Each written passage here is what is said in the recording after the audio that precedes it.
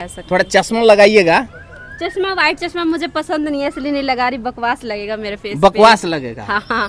चश्मा पहले से लड़कियां कर रही हैं, कुछ लोग जिस्म दिखाते हैं, कुछ शॉर्ट्स कपड़ा वगैरह पहनते हैं, वो तो नॉर्मली है। इंसान कोई किसी के साथ लड़का के बारे में बुरा बोलता है, लड़कियों के बारे में बुरा, ऐसा कुछ नहीं। यहाँ पे अपने दम पे करो और अपना यही कहना चाहूँगी, जो भी मुझसे प्यार करेगा, मुझे डायरेक्टली ये बात बोले कि हाँ तुझसे शादी करना, मुझे ये बात बहुत पसंद आएगा, वो कैसा भी होगा मैं कर लूँगी बस। आप उससे शादी कर लीजिएगा। हाँ जी, कैसा भी होगा। कैसा भी लगता है कि आपको सफलता मिलेगा आगे?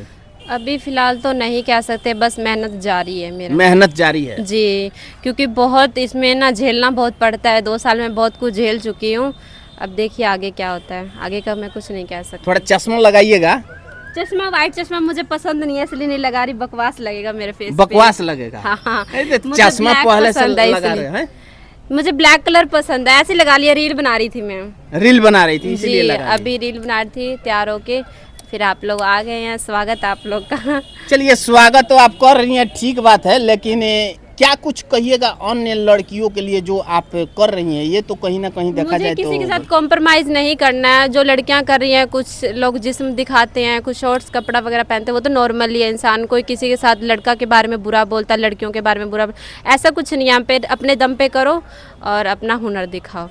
अपना हुनर दिखाओ। हाँ, सबके लिए मैं यही कहना चाहती हूँ और कुछ नहीं है। किसी के साथ किसी को कॉम्प्रोमाइज़ मत करो।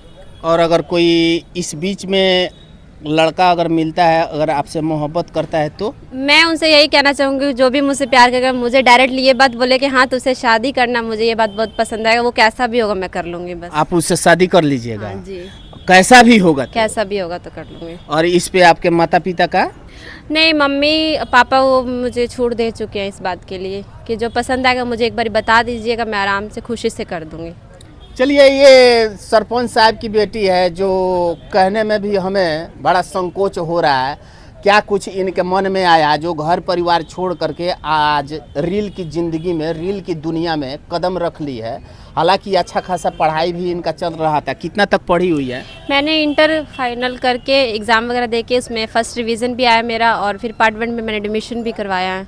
बताइए, फर्स्ट क्लास की स्टूडेंट है जो इंटर में एग्ज़ाम देती है और फर्स्ट डिवीज़न से पास करती है।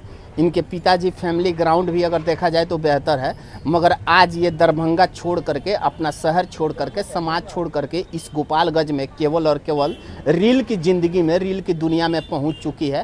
हालांकि इनकी मंशा क्या है, और मंशा साफ दिखाई पड़ रहा है अभी कि हमको आगे बढ़ना है सोशल मीडिया में, मगर क्या वो वक्त बताएगा कि उस वक्त में क्या इनको वो मुकाम हासिल होते हैं। आप कार्य कर रही हैं, लगता है कि आपको वो मुकाम हासिल होगा जिस मुकाम के लिए आप घर परिवार छोड़ करके यहाँ पे पहुँची है? जी ज़रूर, मेहनत करूँगी तो ज़रूर पहुँच जाऊँगी।